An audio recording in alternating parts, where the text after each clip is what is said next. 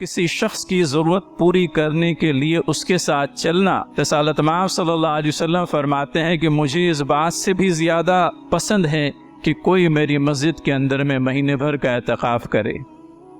پتہ یہ چلتا ہے کہ فرائض کی ادائیگی کے بعد میں اس چیز کو پسند کیا گیا کہ انسان اپنے ہی جیسے انسانوں کے لیے ہی نہیں بلکہ اللہ تعالیٰ کی تمام تر مخلوق کے لیے مفید بن جائے۔ اس بات کو بھی سمجھتے چلیں، کوئی ضروری نہیں کہ پیسوں کے ذریعے سے ہی کسی کی مدد کی جائے، کسی کو کوئی مناسب سا مشورہ دینا، کسی کے دکھ کو ہلکا کرنے کے لیے اس کے ساتھ میں کوئی ایسی بات کہنا جس کے نتیجے میں اس کے چہرے پر مسکراہٹ آ جائے۔ آپ اگر کوئی ہنر جانتے ہیں تو کسی غیر ہنرمند کو وہ ہنر سکھا دینا۔ پتہ یہ چلتا ہے کہ اللہ تعالیٰ نے حصول نیکی کی راہ ہم پر اس قدر ہموار کر دی ہے کہ ہر چھوٹا موٹا انسان کوئی لازم نہیں کہ بڑا عالم و فاضل ہی اپنے لیے چاہے تو نیکیوں کو حاصل کر سکتا ہے۔ الحمدللہ رب العالمین والصلاة والسلام علی رسولہ الامین وآلہ وصحبہ اجمعین۔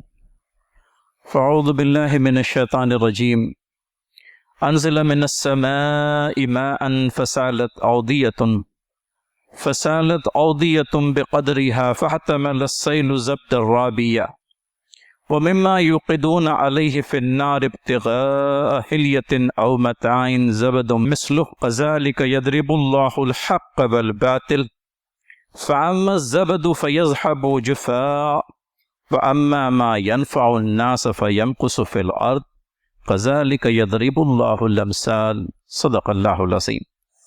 محترم بھائی و بزرگوں اور دوستو، السلام علیکم ورحمۃ اللہ وبرکاتہ۔ سورہ رعد کی آیت نمبر 17 تلاوت کی گئی۔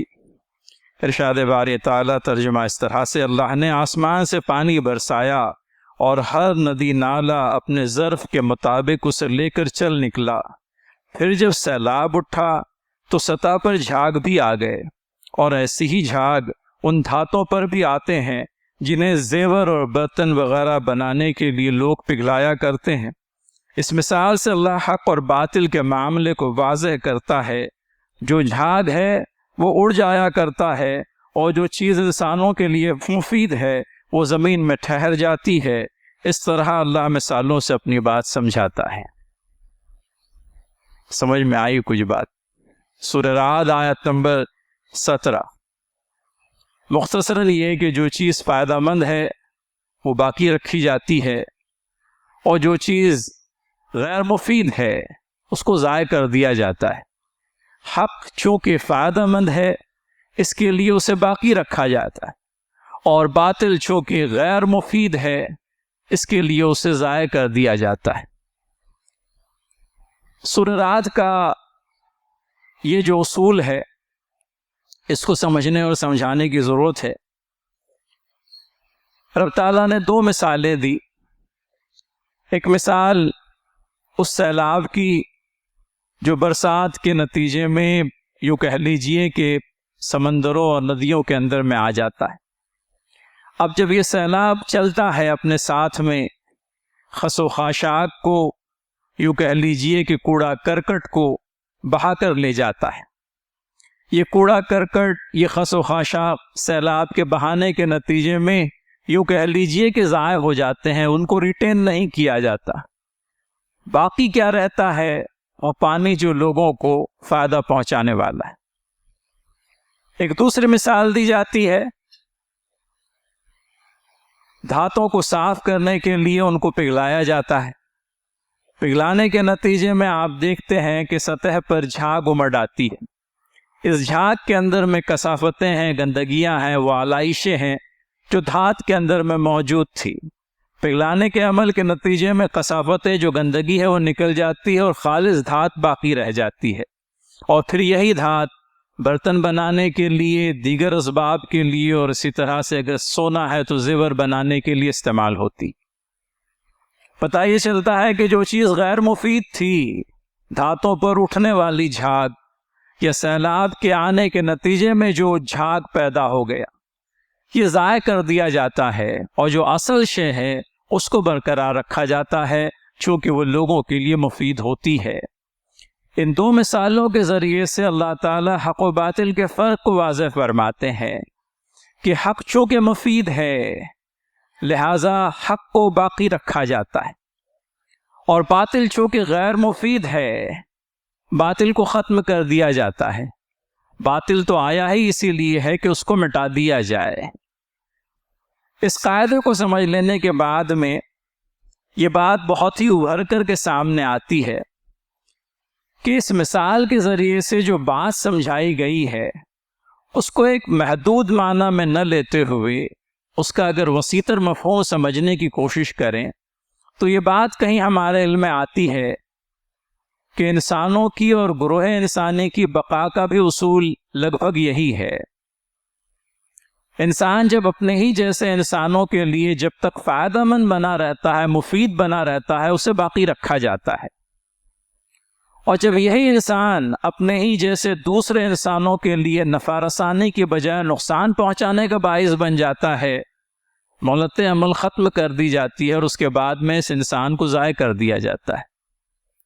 گروہ انسانی کا اور امتوں کا، انسانی جماعتوں کا یہی کوئی دستور ہے جو ہمیں نافذ ہوا ملتا ہے۔ امت مسلمہ کے سلسلے میں بھی اس بات کو کہیں اسی اصول کے ضمن میں سمجھنے کی ضرورت ہے۔ امام الامت بنائی گئی، امام الامم بنائی گئی یہ جو امت ہے، دنیا کی امتوں کی سردار بنائی گئی یہ امت، اپنے فرض منصبی کو جب تک ادا کرتی رہی اللہ تعالیٰ نے اسے دنیا کے اندر میں وقار، بلندی اور یوں کہہ لیجئے کہ ترقی عنایت کی۔ لیکن جہاں اس نے اپنے فرض منصبی کو یوں کہہ لیجئے کہ نظر انداز کر دیا، اللہ تعالیٰ کے لیے یہ امت منفعت بخش بنی نہیں رہی۔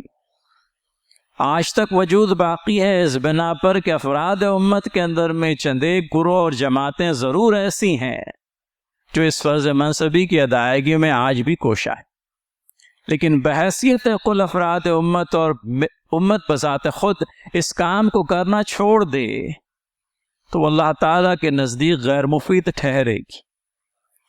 ہماری بقا کا جو قانون قرآن میں ہم لوگوں کو ملتا ہے وہ یہ، بلکہ امتوں کی بقا کا قانون بھی قرآن میں جو ملتا ہے وہ یہی کہ جب تک امتیں لوگوں کے لیے نفع رسانی کا باعث و ذریعہ بنی رہتی ہیں ان کو باقی رکھا جاتا ہے، اگر نہ سیلاب کے ساتھ میں جو جھاگ اٹھتی ہے اس جھاگ کو ضائع کر دیا جاتا ہے، جو اصل شے ہے اس کو باقی رکھا جاتا ہے۔ لہٰذا آج کا یہ عنوان لوگوں کے لیے مفید، اللہ تعالیٰ کے نزدیک محبوب، اللہ کے نبی صلی اللہ علیہ وسلم سے اصحاب رسول اللہ صلی اللہ علیہ وسلم میں سے کسی نے پوچھا، ایک شخص نے نبی کریم صلی اللہ علیہ وسلم کے پاس حاضر ہو کر عرض کی، اے اللہ کے رسول، اللہ کے ہاں محبوب ترین کون ہے؟ کون سے اعمال اللہ کو زیادہ پسندیدہ ہیں؟ آپ صلی اللہ علیہ وسلم نے فرمایا، اللہ کے نزدیک محبوب ترین وہ ہے جو لوگوں کو زیادہ فائدہ پہنچانے والا ہے، مشکل دور کرنے والا ہے، قرض ادا کرتا رہنے والا ہے، بھوک مٹاتا ہے، اور کسی شخص کی ضرورت پوری کرنے کے لیے اس کے ساتھ چلنا مجھے مسجد نبوی میں ایک ماہ کے اعتکاف سے زیادہ پسند ہے۔ کیا کہا اللہ کے نبی صلی اللہ علیہ وسلم نے؟ اللہ تعالیٰ کے نزدیک محبوب ترین فرد کون؟ محبوب ترین فرد وہ جو لوگوں کو زیادہ فائدہ پہنچانے والا ہے، مشکل دور کرتا ہے، لوگوں کے قرض ادا کرتا ہے، ان کی بھوک مٹاتا ہے، اور یہ بھی سن لیں، اور کسی شخص کی ضرورت پوری کرنے کے لیے اس کے ساتھ چلنا۔ رسالت مآب صلی اللہ علیہ وسلم فرماتے ہیں کہ مجھے اس بات سے بھی زیادہ پسند ہے کہ کوئی میری مسجد کے اندر میں مہینے بھر کا اعتکاف کرے۔ پتہ یہ چلتا ہے کہ فرائض کی ادائیگی کے بعد میں اس چیز کو پسند کیا گیا کہ انسان اپنے ہی جیسے انسانوں کے لیے ہی نہیں بلکہ اللہ تعالیٰ کی تمام تر مخلوق کے لیے مفید بن جائے۔ فرماتے ہیں اللہ کے نبی صلی اللہ علیہ وسلم، بہترین انسان وہ ہے جو دوسروں کے لیے نافع، فائدہ پہنچانے والا اور مفید ہے۔ اس بات کو بھی سمجھتے چلیں، کوئی ضروری نہیں کہ پیسوں کے ذریعے سے ہی کسی کی مدد کی جائے۔ مدد کی کئی ایک اقسام، مدد کے کئی ایک طریقے اور ذرائع ہو سکتے ہیں۔ کسی کو کوئی مناسب سا مشورہ دینا، کسی کے دکھ کو ہلکا کرنے کے لیے اس کے ساتھ میں کوئی ایسی بات کہنا جس کے نتیجے میں اس کے چہرے پر مسکراہٹ آ جائے، کوئی آدمی کے دکھ کو بانٹ لینا، کسی کے جنازے کے ساتھ میں شریک ہو جانا۔ آپ اگر کوئی ہنر جانتے ہیں تو کسی غیر ہنرمند کو وہ ہنر سکھا دینا۔ کوئی ضروری نہیں کہ آدمی عالم و فاضل ہو کوئی چیز سکھلانے کے لیے۔ مجھے اگر سمجھ لیجئے دیوار بنانے کا کام آتا ہے، اور اگر میں یہ دیوار بنانے کا کام اپنے ہاتھ کے نیچے کام کرنے والے کسی فرد کو سکھلا جاؤں، اور بعد میں یہی ہنر اس کے لیے روزی روٹی کمانے کا باعث و ذریعہ بن جائے، میرے لیے یہ شے مفید ہو جائے گی، اور کچھ عجب نہیں کہ اللہ تعالیٰ اسے میرے لیے ثواب جاریہ کا باعث و ذریعہ بنا دے۔ ہماری کوئی بہن سلائی کرنا سیکھ چکی، اب وہ سلائی کا ہنر جانتی ہے، اپنی کسی غیر ہنرمند بہن کو یہ ہنر سکھلا دے، بوقت ضرورت وہ اسے استعمال کرے گی، اپنی روزی روٹی کمائے گی، اگر نہیں تو اپنے گھر والوں کے ہی کپڑے سی دے گی۔ پتہ یہ چلتا ہے کہ اللہ تعالیٰ نے حصول نیکی کی راہ ہم پر اس قدر ہموار کر دی ہے کہ ہر چھوٹا موٹا انسان کوئی لازم نہیں کہ بڑا عالم و فاضل ہی اپنے لیے چاہے تو نیکیوں کو حاصل کر سکتا ہے۔ تو ارشاد باری تعالیٰ کی روشنی میں اور رسالت مآب صلی اللہ علیہ وسلم کی کلمات حسنہ کی روشنی میں کسی کی کفالت کرنا، کچھ افراد ہیں جو حادثوں کا شکار ہو جاتے ہیں۔ ہمارے عزیزی افضل شیخ کا انتقال ہوا پچھلے دنوں ریلوے کے ایک حادثے میں، اپنے پیچھے وہ اپنی بیوی اور 3 بچی اپنی ماں کو چھوڑ گیا۔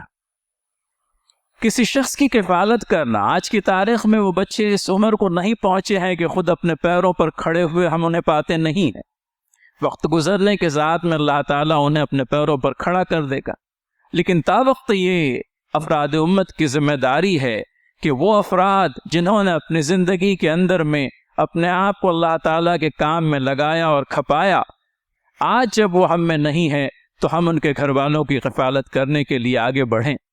یہ کفالت کرنا ہمارے لیے اللہ تعالیٰ کی نگاہوں میں مفید بنا دے گا۔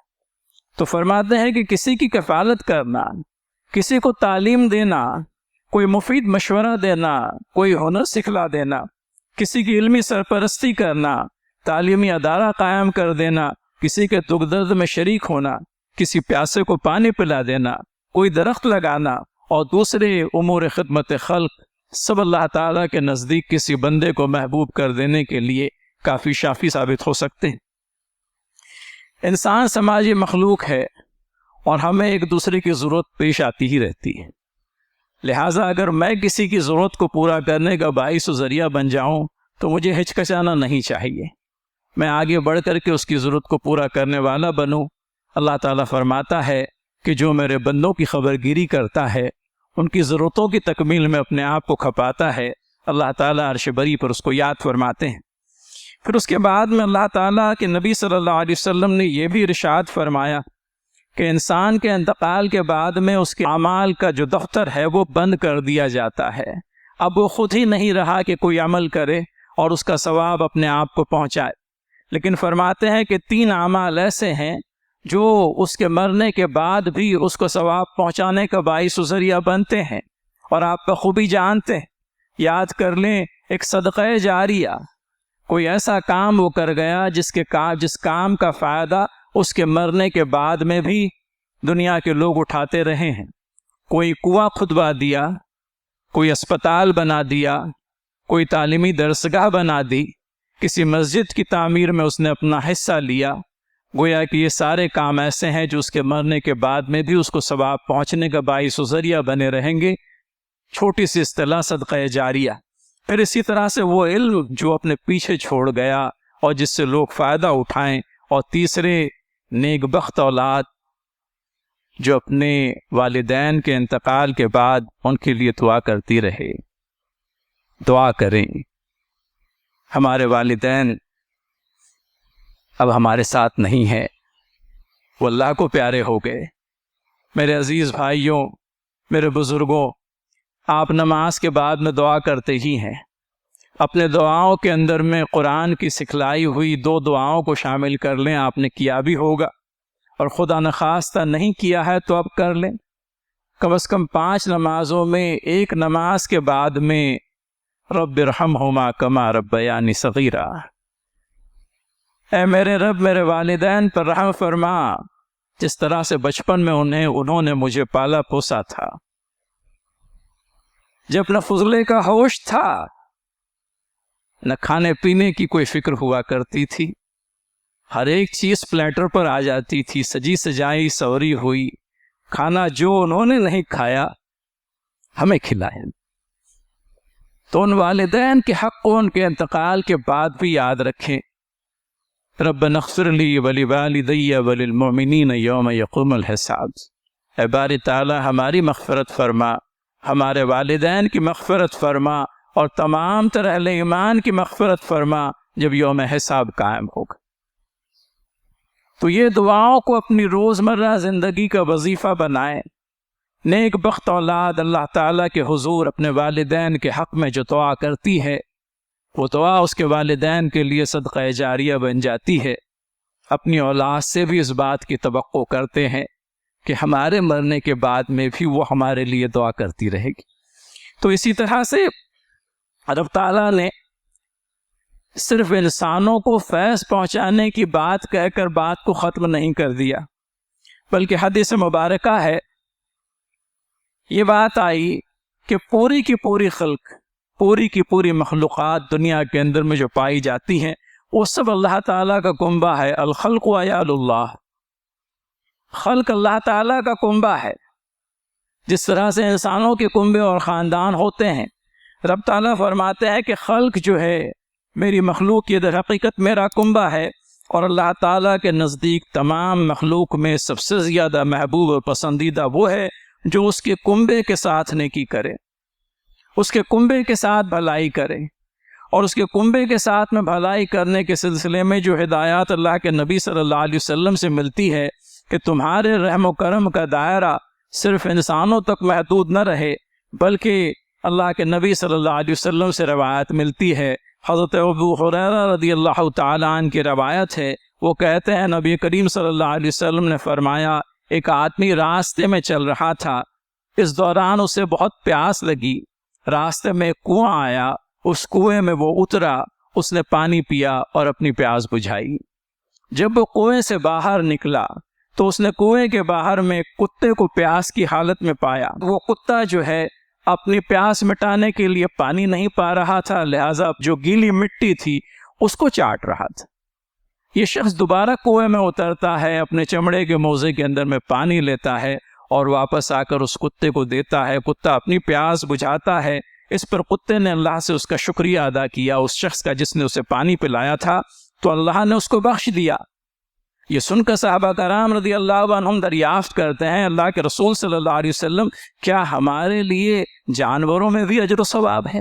اللہ کے نبی صلی اللہ علیہ وسلم نے فرمایا، ہر تر و تازہ چیز، یعنی ہر جگر، زندہ جگر رکھنے والی چیز میں تمہارے لیے اجر ہے۔ حاصل کرے، نیکیوں کی راہیں ہموار ہے۔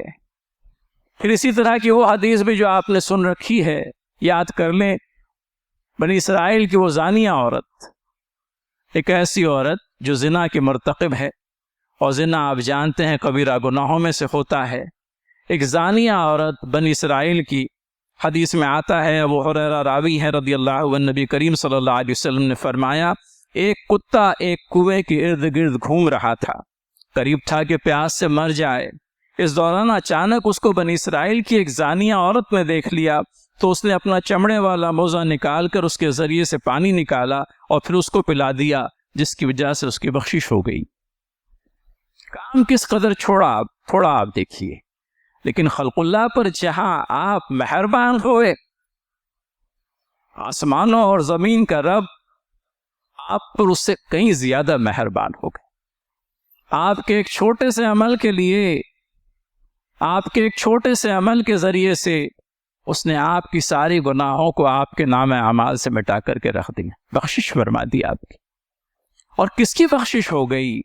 ایک زانیہ عورت کی بخشش ہوتی ہے، ایک ایسے شخص کی بخشش ہو جاتی ہے جو اپنی پیاس بجھانے کے ارادے سے کنویں میں اترتا ہے، اور پیاس سے دو چار ایک کتے کی بھی پیاس بجھانے کا باعث و ذریعہ بن جاتا ہے۔ حضرت انس رضی اللہ تعالیٰ عنہ سے مروی ہے، حضرت صلی اللہ علیہ وسلم کا ارشاد ہے، خلق اللہ تعالیٰ کی عیال ہے، پس مخلوقات میں اللہ تعالیٰ کے یہاں سب سے زیادہ محبوب وہ ہے جو اللہ کی عیال اور کنبے پر سب سے زیادہ احسان کرتا۔ تو یہ نہ سمجھیں کہ ہم جو خدمت خلق کے کام کرتے ہیں ان کاموں کو کرنے کے نتیجے میں ہمیں کچھ نہیں ملتا۔ ہمارے یہاں عبادت کا جو محدود تصور موجود ہے اس کو وسیع کرنے کی ضرورت ہے۔ کسی غریب کا ریشن کارڈ بنا دینا، سیم آپ کرویلکر کی یاد آ گئی، کہیں اسی جگہ کھڑے ہو کر کی یہ بات کہی تھی خدمت خلق پر، اس موضوع پر بات کرتے ہوئے۔ ہم یہ سمجھتے ہیں کہ کسی فرد کی کوئی خدمت کر دینا یہ عبادت کے زمرے میں نہیں آتا، یہ عین عبادت ہے میرے بھائی۔ اللہ تعالیٰ کو محبوب ہے وہ بندہ جو اس کے خلق کی خبرگیری کرتا ہے۔ کئی لوگ ایسے ہیں، آپ دیکھیے گھروں میں کام کرنے والی ملازمائیں اپنی عیال رکھتی ہے لیکن ریشن کارڈ نہیں، اور ریشن کارڈ کے نہیں ہونے سے کئی ایک مراعات، کئی ایک چیزوں سے محروم۔